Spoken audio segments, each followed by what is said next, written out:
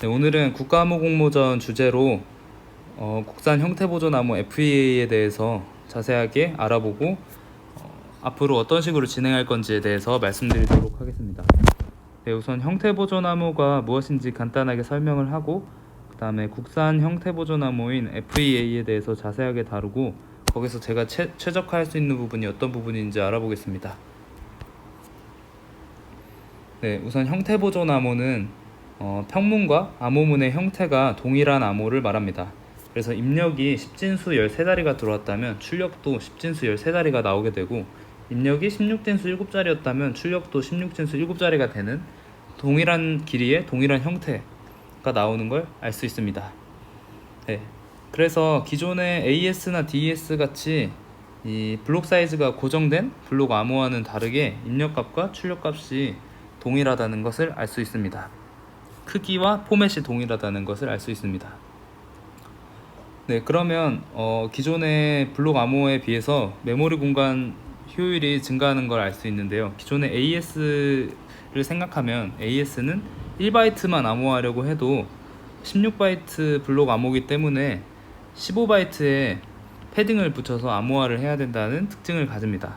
따라서 이것을 암호화해서 나온 암호문 16바이트를 그대로 다 데이터베이스에 저장을 해야 됩니다. 왜냐하면 복호할 때 제대로 복호하기 위해서는 16바이트가 다 필요하기 때문입니다. 하지만 그 형태보존암호 같은 경우는 특정 4바이트라면 4바이트만 암호화를 하게 되고 나오는 암호문도 4바이트이기 때문에 이런 부가적인 메모리 공간을 소비하지 않아도 된다는 장점을 가집니다. 네, 그래서 신용카드 번호를 데이터베이스에 저장한다고 했을 때 이 6개만 암호화해서 저장하고 싶다고 하면 기존의 블록 암호를 사용하게 되면 길이와 형태가 완전히 깨진 걸 확인할 수가 있습니다. 하지만 형태 보존 암호를 사용했을 땐 딱 이 6부분만 암호화돼서 들어간 걸 볼 수 있습니다. 따라서 데이터베이스에서 많이 사용되고 있습니다. 네, 이 형태 보존 암호의 장점을 블록 암호와 비교해서 알아볼 텐데요. 우선 형태를 유지할 수 있다는 게 가장 큰 장점입니다. 주민등록번호나 신용카드 정보를 데이터베이스에 암호화해서 저장할 때 이 형태를 보존할 수 있다는 장점이 상당히 큽니다. AS 같은 블록 암호를 사용하면 암호의 결과가 0부터 0xFF까지 마치 난수처럼 보이게 다양한 수들이 나와서 암호문이 형성되는 걸 볼 수 있는데요. 그렇게 돼버리면 아스키 코드로 표현할 수가 없기 때문에 데이터베이스에 저장할 때 상당히 어렵다고 할 수 있습니다. 또한 블록 암호는 정해진 블록 사이즈만큼을 꼭 그 암호화해야 되기 때문에 패딩이 필요해서 더 많은 그 바이트를 요구하고, 또한 이 포맷도 맞지 않기 때문에 저장하는데 형태보존 암호에 비해서 어려움을 가질 수 있습니다. 다음으로 형태보존 암호가 가장 많이 사용되는 게 이 토크나이제이션이라고 하는데요. 토크나이제이션은 그 임의로 생성한 값을 민감한 정보로 대체하는 기술을 말합니다. 이게 무슨 말이냐면, 만약에 리눅스에 로그인을 할 때 유저 비밀번호가 1234라고 했을 때 유저가 1234를 입력하게 되면 데이터베이스에 저장된 패스워드 1234와 이렇게 비교를 해서 1234가 맞다면 로그인하고 아니면 로그인 못하게 하는 이런 방식을 쓰게 되면 이 민감한 데이터인 이 비밀번호가 너무 노출돼서 직접 비교되고 이렇게 전송되는 걸 확인할 수가 있습니다. 그러면 상당히 보안성이 떨어지겠죠. 그래서 이런 것들을 1234라는 값을 토큰으로 바꿔서 임의의 값인 토큰으로 바꿔서 비교를 하는 것입니다. 이게 무슨 말이냐면 1234를 만약에 해시로 하게 되면 특정 해시 값이 나올 텐데요. 유저가 이제 비밀번호를 입력했다면 이 비밀번호를 인풋 값으로 해서 해시를 만들어서 이 해시 값이 똑같으면 얘가 올바른 비밀번호를 입력했구나 라고 하고 인증을 성공하는 이런 방식을 토크나이제이션이라고 합니다. 실제로 리눅스 패스워드도 이러한 토크나이제이션을 사용하고 있습니다. 네, 그래서 이러한 토크나이제이션을 이용하게 되면 만약에 비밀번호가 1234라면 이 1234를 저장하고 있는 데이터베이스를 따로 두고 1234에 대응하는 이 토큰을 저장하고 있는 토큰을 전용 데이터베이스를 둬서 인풋 값이 들어왔을 때 이 데이터베이스랑 비교를 하게끔 한다는 단점이 있습니다. 하지만 이 단점을 FP를 이용하면 없앨 수가 있는데요. FP 같은 경우는 복호화가 가능한 토큰이기 때문에 안복호화가 가능해서 따로 이렇게 데이터베이스에 토큰만 저장해야 하는 이런 비효율적인 방법을 사용하지 않을 수 있어서 상당히 토크나이제이션에서 가장 많이 사용되고 있다고 합니다. 그 다음에 이 토크나이제이션 같은 경우는 뭐 PRNG 알고리즘들을 이용을 해서 토큰을 만들게 되는데요. 이거는 중간에 키 사용을 하지 않습니다. 따라서 보안성도 FP가 훨씬 더 좋기 때문에 형태 보존 암호가 많이 사용되고 있다고 합니다. 그래서 이러한 형태 보존 암호의 종류로는 세 가지가 있는데요. 우선 프리픽스 사이퍼 같은 경우는 기존 AES 같은 블록 암호를 이용해서 암호화를 하게 됩니다. 그 다음에 암호문을 이제 형문을 암호문으로 교체를 하고 이 암호문을 오름차순으로 정렬을 한 다음에, 그러니까 여기서 오름차순으로 정렬을 하고 다시 복호화를 해서 나온 이 값과 이 인풋 값을 1대1로 매칭을 시키게 되는 기술입니다. 그래서 그림을 보면 좀 더 이해가 쉬운데 0, 1, 2, 3을 넣었을 때 나온 값들을 오름차순으로 이렇게 정렬을 해 놓습니다. 그래서 그거에 맞는 테이블을 맞게 되고, 만약에 0일 때는 출력이 3이 되고 1일 때는 1이 되고, 이런 식으로 테이블을 1대1 테이블을 만들게 되는 겁니다. 그래서 만약에 평문 인풋이 0, 1, 2, 3, 2, 1, 3이라면 2, 1, 0이라면 이 테이블 기반으로 이런 값이 나오는 걸 알 수 있습니다. 이게 상당히 옛날에 썼던 암호인 것 같은데요. 짧은 길이를 사용할 때는 그냥 블록 암호를 사용해서 효율적으로 사용을 했던 것 같지만, 이 암호화해야 할 길이가 길어지면 이 테이블이 1대1이기 때문에 상당히 테이블이 똑같이 커지게 되는 걸 알 수 있고요. 그래서 좋지 않은 방법이라고 생각합니다. 그 다음은 사이클 워킹 사이퍼인데요. 이것 또한 기존의 블록 암호를 이용해서 암호화를 하고, 이거는 원본과 동일한 형태가 나올 때까지 알고리즘을 반복하는 겁니다. 그러니까 무슨 말이냐면, 만약에 1, 2, 3, 4를 넣었다고 쳤을 때 이걸 특정 블록 암호로 계속 돌리게 돼서 이 인풋 값과 동일한 형태가 나올 때까지 계속 돌리는 겁니다. 이것도 별로 좋지 않은 방법이라고 생각을 하는데, 장점은 이런 테이블을 만들 필요가 없다는 장점이 있긴 한데, 단점은 이게 언제 원하는 포맷이 나올지 모르기 때문에, 안 나오면은 계속 돌아야 되기 때문에 이 암호화 시간을 정확하게 측정을 할 수가 없습니다. 따라서 좀 심각한 단점이라고 할 수 있습니다. 그래서 가장 많이 사용되는 최신에 가장 많이 사용되는 방법은 이 파이스텔 구조를 사용하는 건데요. 파이스텔 구조는 블록 암호에서 많이 사용되는 구조로 그 F 함수를 이용해서 암호화하는 방식을 파이스텔 구조라고 합니다. 이렇게 절반씩 나눠서 한쪽은 F를 해서 옆에 있는 거에 XOR 하고 또 바꾸고, 이런 방식을 파이스텔이라고 하죠. 그래서 최근 FPE에서 가장 많이 사용되는 방식이고요. 이 FPE는 형태 보존 암호입니다. 그래서 장점은 앞에서 말한 이 두 가지 같은 경우는 이 인풋 값이 엄청 커지게 되면 얘는 테이블이 커져서 느려지게 되고, 얘는 이 포맷을 맞추기가 더 힘들어지기 때문에 더 느려진다는 단점들이 있었는데요. 이거는 그거에 비해서는 크기에 따라서 성능 저하가 크지 않다라는 좋은 장점이 있습니다. 그래서 니스트에서도 형태 보존 암호 표준으로 FF1이랑 3, 원래는 FF2도 있었는데 이거는 보안상 허점이 발견돼서 빠졌다고 합니다. 아무튼 FF1과 FF3 또한 이 파이스텔 구조를 사용하고 있고요. 뒤에서 설명드릴 이 FEA, 국산 암호인 FEA도 이 파이스텔 구조를 사용하고 있습니다. 지금부터는 국산 형태 보존 암호인 FEA에 대해서 자세하게 설명을 하겠습니다. 우선 파이스텔 구조를 사용한다고 앞에서 말씀을 드렸고, 원래 FF1이나 FF3 같은 경우는 기존 AES를 많이 사용을 하고 있습니다. 이 F 함수로. 근데 FEA 같은 경우는 딱 정해진 이 F 함수를 사용하게 됩니다. 그 다음에 FEA에서는 트윅이라는 개념을 사용하게 되는데요. 이 트윅을 이용하면 보안성이 좀 더 강화된다고 할 수 있습니다. 논스랑 좀 비슷한 개념으로 볼 수도 있는데요.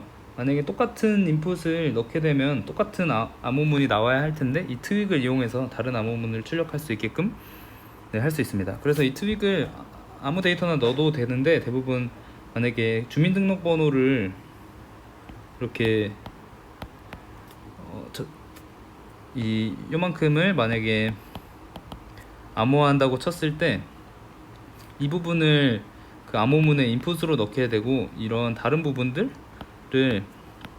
트윅으로 넣게 됩니다. 그러면 혹시라도 저랑 이 뒷부분 이 뒷부분 값이 혹시라도 겹치게 되더라도 이 앞부분 생년월일이나 이런 값들은 다를 수도 있기 때문에 거의 대부분 다르겠죠. 그래서 다른 암호문이 출력된다는 장점을 가지게 됩니다.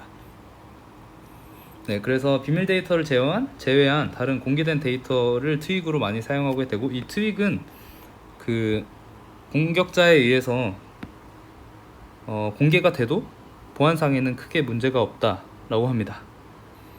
네, 그 다음에 이게 전체적인 FEA의 암호화 과정인데요. 여기서 암호화가 대부분 이루어지는 걸 알 수 있고, 앞뒤로 랭킹 함수, 역 랭킹 함수가 있는 걸 볼 수가 있습니다.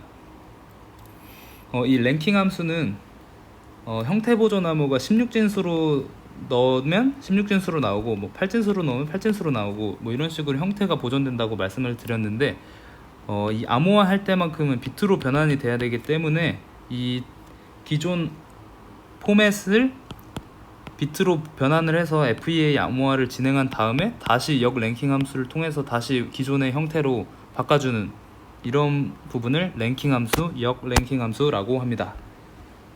네, 그래서 이걸 통해서 형태를 유지할 수 있습니다. 네, 이제는 뒤에서부터는 키 스케줄이나 트윅 스케줄 같은 암호 알고리즘의 동작 과정을 설명을 할 텐데요. 거기서 사용될 파라미터들에 대해서 한번 정리를 하고 가도록 하겠습니다. 우선 FEA 같은 경우는 FEA 1형이랑 FEA 2형 두 개의 타입을 가지고 있는데요. 큰 차이는 없고, FEA 1형 같은 경우는 트윅의 그 사이즈가 128 빼기 입력한 블록 사이즈만큼을 뺀 값이 트윅 사이즈로 들어가게 되고, FEA 같은 경우는 128비트로 고정이 되어 있습니다. 이 차이밖에 없고 나머지 암호 과정은 다 똑같습니다.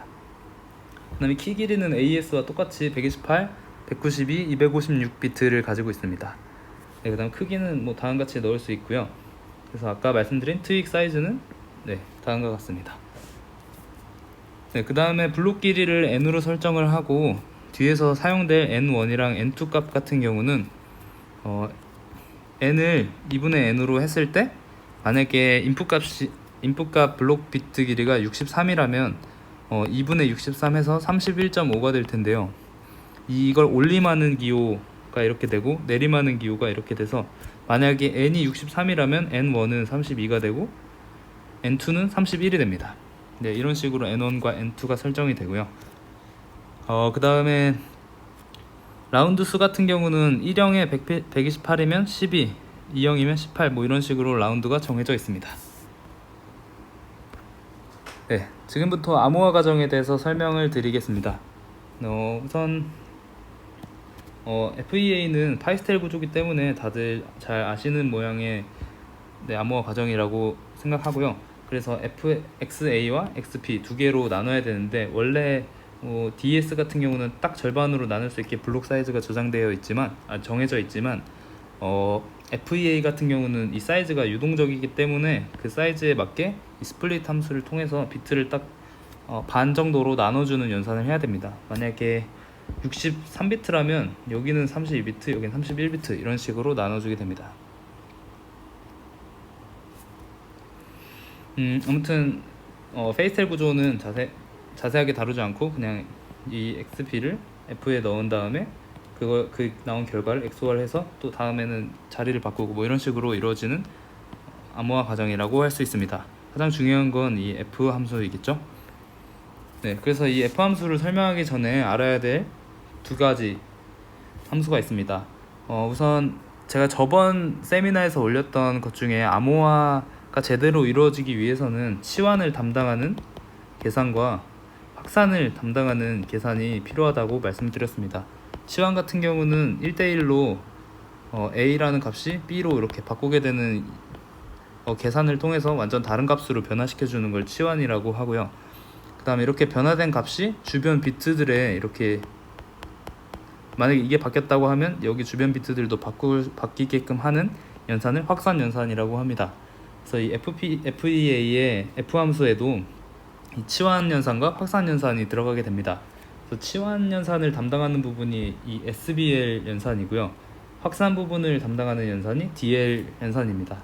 SBL 연산 같은 경우는 AES의 서바이트와 완전 동일한 연산으로 동일한 크기의 S박스 연산을 참조하게 됩니다. 안에 들어가는 값만 이 기약 방식을 이용해서 나온 S박스 값으로 교체가 되는 거고요. 그래서 AES의 서바이트 연산이랑 동일합니다. 그래서 뭐 하나로 예시를 들면 SBL에 0x1a를 인풋 값으로 넣게 되면 이 1이 여기 인덱스가 되고 a가 여기 인덱스가 돼서 C3이라는 값이 나오는 걸 알 수 있습니다. 네, AS와 똑같다고 보셔도 되고요. 그 다음에 DL 연산 같은 경우는 기약 단식이 아니라 그 8 곱하기 8에 m 함수가 주어지게 됩니다. 애초에 정해진 m 함수가 있는데요. 여기다 넣질 않았네요. 그 m 함수와 현재 계산하고 있는 1 곱하기 8의 행렬곱으로 곱하는 연산입니다. 네, 그래서 하나의 바이트마다 이런 식으로 연산이 되기 때문에 아마도 아직 재보진 않았는데 이 암호화 과정에서 가장 많은 시간을 소요할 걸로 예상하고 있습니다. 네, 그래서 이 곱 연산을 한 이후에 모듈러 리덕션까지 해주는 연산을 DL 연산이라고 합니다. 네, 그 다음은 키 스케줄인데요.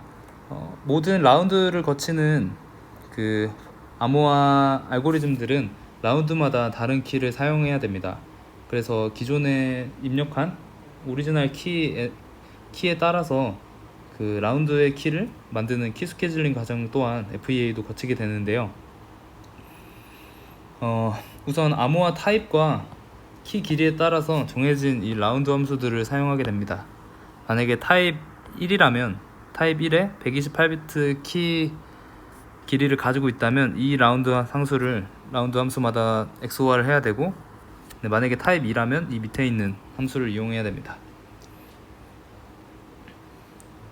네, 그래서 전체적인 그 키 스케줄 과정은 다음과 같은데요. 우선 init 함수가 있는데 init 같은 경우는 키가 128비트라면 KA와 KB가 이 KA 하나당 64비트인데요. 네, 그래서 이걸 반씩 나눠서 64에서 키로 넣어놓고 나머지는 0, 192면 3개, 256이면 4개를 이런 식으로 설정을 해놓고 이 함수를 들어가는 걸 알 수 있습니다. 네, 그래서 뭐 라운드 상수와 XOR 연산도 해주고, 그 다음에 앞에서 말씀드린 SBL, DL, 그 다음에 또 XOR 이런 식으로, 네, SBL과 DL만 알면 크게 어렵지 않기 때문에 자세하게 설명을 하지 않고 넘어가도록 하겠습니다. 이렇게 되면은 정해진 라운드만큼의 그 라운드 키가 나오게 됩니다. 네, 그 다음에 FEA는 트윅도 사용한다고 말씀드렸는데요. FEA 타입 1이랑 타입 2의 차이는 트윅의 길이라고 하는데요. 다른 부분은 딱 여기밖에 없습니다. 그래서 타입 1이면 트윅을 이런 식으로 설정하고, 타입 2면 트윅을 이런 식으로 설정하는데, 이 N2는 앞에서 말씀드렸던 것처럼, 네, 이렇게 2분의 1 N의 올림과 내림이라고 했죠. 네, 이런 식으로 해서 트윅을 나누고, 이 동일한 트윅을 홀수와 짝수 연산에 따라서 이렇게 넣는 걸 볼 수 있습니다. 네, 어렵지 않기 때문에 바로 넘어가도록 하겠습니다. 네, 그래서 가장 중요한 라운드 함수 F인데요. 홀수 라운드, 짝수 라운드에서 사용되는 F 함수가 F 오드, F 이분으로 다른 걸 알 수 있는데, 여기서 다른 거라고는 이 N1의 값이 두 개 N2, N1이 바뀐다는 거 밖에 없습니다. 나머지 연산은 전부 동일하고요. 네, 그래서 만약에 63비트의 길이를 가진 인풋을 암호화한다고 쳤을 때, 홀수 라운드에서는 N2가 31이고 N1이 32이기 때문에 M1은 31비트가 되고요. 그렇게 되면은 트윅 A는 31비트가 되고, 트윅 B는